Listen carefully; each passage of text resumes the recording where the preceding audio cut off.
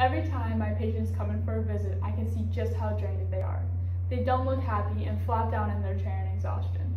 For some first-timers, they are at their breaking point, just a few weeks away from calling it quits. No one wants to see their athletes like this, and it raises some concerns. How many athletes go through their career never being evaluated?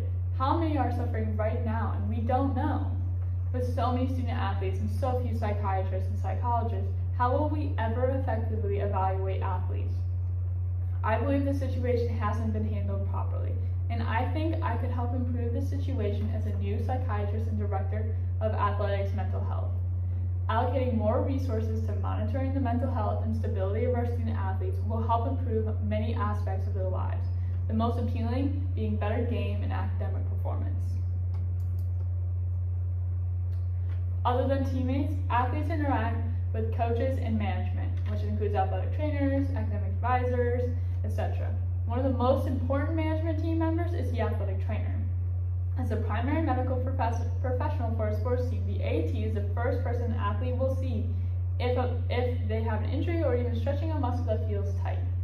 Rachel Sharp, an athletic trainer herself, has helped spot mental illness before, but has run into a few issues.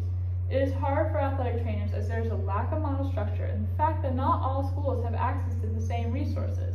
This can make timely and efficient referrals difficult, which can prolong the time it takes to treat an athlete. I believe this needs to be changed.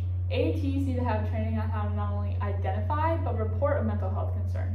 If I were to be promoted, I would implement a program to help ATs and other members of the athletic community report issues on a student's mental health.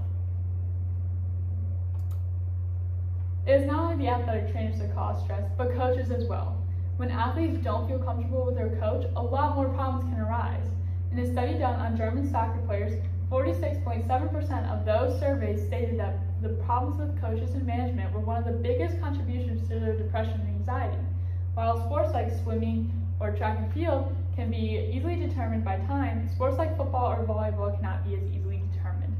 If coaches change, some of the players on the team may not be who the new coach would have chosen and could lose out on opportunities because of it.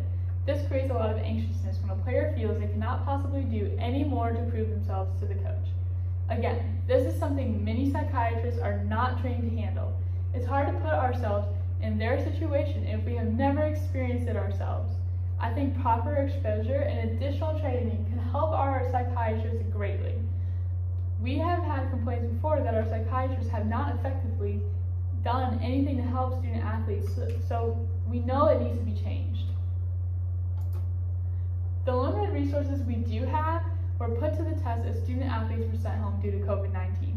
As Ken Bob had pointed out in his article, many schools ran low on psychologists. At the University of Arkansas, there's one psychologist to every 155 student athletes.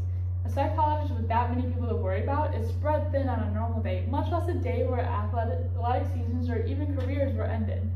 While some schools actively reached out to all athletes, UofSC Athletics did not. Many athletes stated that they felt abandoned in time they needed us the most.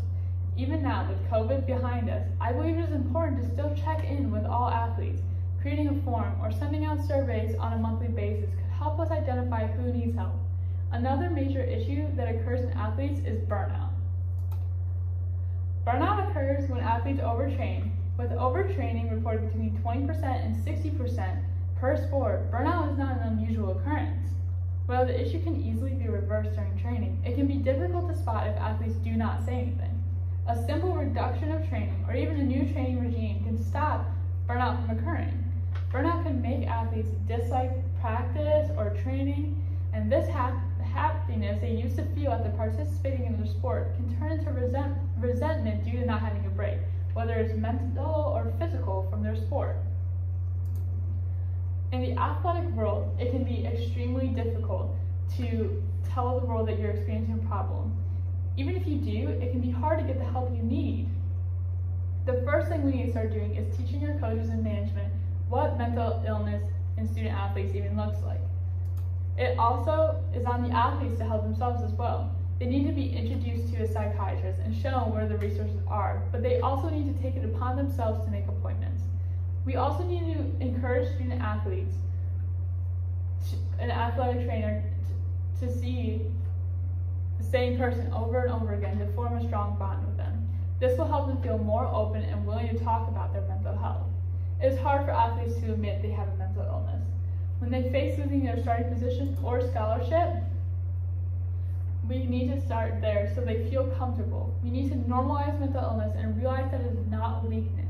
Universities should be trying to spread different ways to help people treat themselves. We need to teach our coaches and management how to spot mental illness.